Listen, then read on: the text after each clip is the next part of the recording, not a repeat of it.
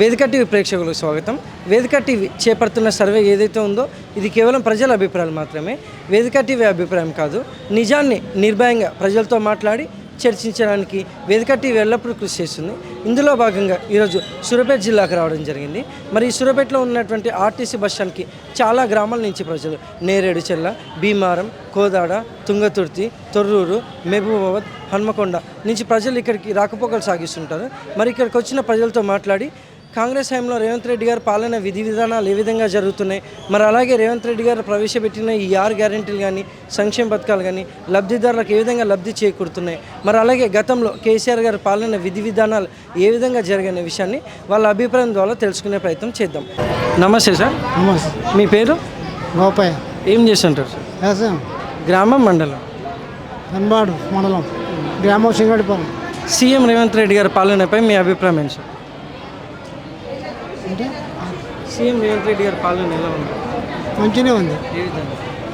మంచిగానే వస్తుంది. హామీ పెట్టిన హామీలు అన్నీ ఒకటి చేసుకొస్తూనే ఉండు. మరిగా ఎవరైనా చేయలేం కదా, ఒకేసారి చేయలేం కదండి. ఒకటి చేసుకొస్తూనే ఉండు. మన ఇంటర్ సంవత్సరం ఎలా దొరుకుతాము. మరిగా దేశం మొత్తం రేవంత్ రెడ్డి పరిపాలన మంచిగా చేస్తున్నాం. మీకు ఏమేమి జరిగాయి సార్ ఇంతవరకు? రుణమాఫీ కానీ ఇప్పుడు అప్పులు ఇవ్వటం కానీ మంచిగా ఇస్తుంది. మరి గతంలో కేసీఆర్ గారి పాలనపై మీ అభిప్రాయం ఏంటి సార్? ఆయన పాలన ఏం చేయాలి, అది ఎవరైనా అంతే చేస్తారండి. అట్లా ఒక్కసారి అన్ని ఎవరు చేయలేరు. సార్ నమస్తే. మీ పేరు సార్? శ్రీనివాస్. ఏం చేస్తుంటారు సార్? నేను లెక్చరర్ని. గ్రామం, మండలం ఎక్కడ? పీక్లా మండలం. సీఎం రేవంత్ రెడ్డి గారి పాలనపై మీ అభిప్రాయం ఏంటి సార్? అన్న హామీల విషయంలో గవర్నమెంట్ పూర్తిగా ఫెయిల్ అయింది. తర్వాత ఇంకా 10 సంవత్సరాల పాలనలో సరే వేరే ఇంకా ఏమైనా అవకాశం ఉంటుందేమో అని చెప్పేసి కాంగ్రెస్ గవర్నమెంట్కి అవకాశం ఇచ్చిన సంగతి వాస్తవమే. బట్ మనం కంపేర్ చేసుకుంటే ఫస్ట్ గవర్నమెంటే బాగుందనే ఆలోచనలో ఉన్నారు. ఏ విధంగా? పాలన పరంగా కానీ, పథకాల విషయంలో కానీ, 6 గ్యారెంటీల విషయంలో కానీ, మహిళలకు ఒక ఫ్రీ బస్సే తప్ప వేరే ఏ పథకాలు ఇంప్లిమెంట్ కాలే.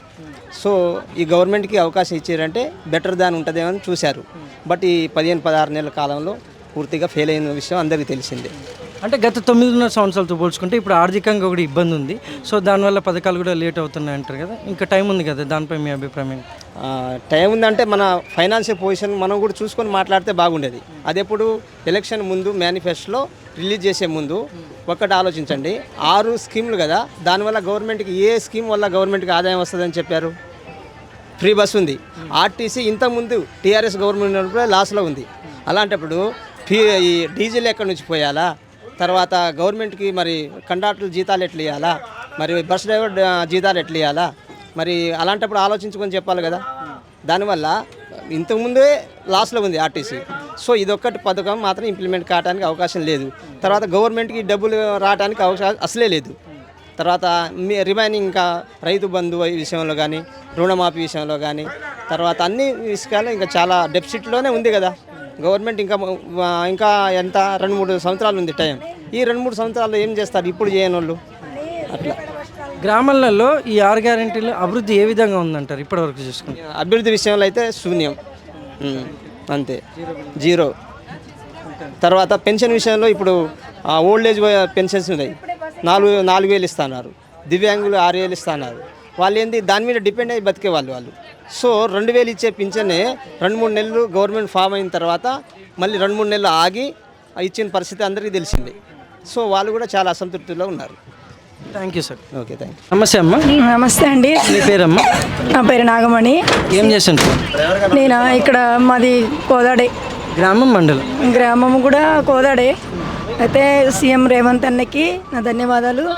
పేదోళ్ళందరికీ కూడా దయచేసి ఈ నిరుద్యోగులకి ఉద్యోగాలు ఇవ్వాలని కోరుతున్నాం. మళ్ళీ పింఛను లేని వాళ్ళకి కూడా పింఛను పెట్టిపోయాలని కోరుతున్నాం. ఈ పింఛను కూడా పెంచుతానన్నాడు, పెంచాలని కూడా కోరుతున్నాం. ఇప్పటివరకు ఎలా ఉందంటారమ్మా? గ్రామాల స్థాయిలో చూసుకుంటే 6 గ్యారెంటీలు వర్తిస్తున్నాయంటారు. 6 గ్యారెంటీలు కూడా మునుపున్న దానికంటే పదవి కూడా ఇప్పుడు చాలా బాగుందండి.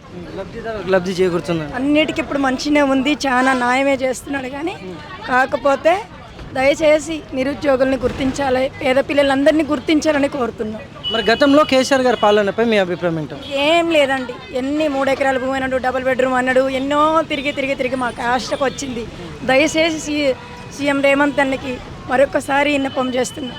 దయచేసి మమ్మల్ని గుర్తించాలని కోరుకుంటున్నాం. నమస్తే అమ్మ. నమస్తే. మీ పేరమ్మా? నా పేరు సరిత. ఏం చేస్తుండ్రమ్మా? వ్యవసాయం చేస్తాం. గ్రామం మండలం?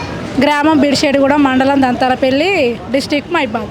సీఎం రేవంత్ రెడ్డి గారి పాలనపై మీ అభిప్రాయం ఏంటమ్మా? ఏముందండి, ఇప్పుడు మాకు రుణమాఫీ అయితే కాలేదు. 2 లక్షలు రుణమాఫీ ఇస్తా అన్నాడు కదా. మరి కనీసం ఇద్దరు పేరు మీద ఉన్నా కానీ 2 లక్షల వరకు తీసేలాగా పై ఏమైనా ఉంటే కట్టుకుంటాం కదా మేము. మరి చేయకుండా ఉంటే రైతులకు ఎట్లా న్యాయం జరిగినట్టు? అది జరిగినట్టు కాదు కదండి. ఒకరికి చేసి ఒకరికి చేయకపోవడం వల్ల రేవంత్ రెడ్డి పరిపాలన ఎట్లుందని మేమేం చెప్పగలం దానికి? మాకైతే రుణమాఫీ కాలేదు. రైతు బంధు కూడా ఎక్కువ ఎకరాలు 5 ఎకరాలు 4 ఎకరాలు ఉన్న వాళ్ళకి కూడా రైతు బంధు కూడా వాళ్ళలేదు. మరి వేస్తాను అన్నాడు, పలానా టైం పెట్టిడు, టైము పొడిగించుకుంటూ పోతాడు కానీ వేయట్లేడు కదా. రైతు బంధు కూడా వేయట్లేడు. మరి రుణమాఫీ కూడా కొంతమందికి చేసిండు, కొంతమందికి చేయకపోవడం ఏందని అంతే అండి. ఇక మరి గతంలో కేసీఆర్ గారి పాలనపై మీ అభిప్రాయం ఏంటమ్మా? ఇక గతంలో అంటే రైతు బంధు అయితే వేసిండు ఆయన. ఎన్ని ఎకరాలు ఉన్నా కానీ రైతు బంధు రైతులకు మాత్రం వేసిండు. ఇక అప్పుడు కూడా మాకేం రుణమాఫీ కాలే. రైతు రుణమాఫీ అప్పుడు కూడా కాలేదు. మా వరకు అయితే కాలేదు. ఎవరి సంగతి నాకు తెలియదు కానీ మా వరకు కాలేదు. రుణమాఫీ మాత్రం వేసిండు. మాకు ల్యాండ్ 10 ఎకరాలు ఉంది. 10 ఎకరాల ల్యాండ్ మా ఇద్దరు పేరు మీద ఉన్న మాకు రుణమాఫీ పడ్డది కానీ రైతు బంధు పడలేదు. ఆయన రుణమాఫీ కూడా చేయలే మాకు. ఆయన చేయలే, ఈయన చేయలేదు, ఇద్దరు చేయలేదు. థ్యాంక్స్ అమ్మా. ఓకే అండి.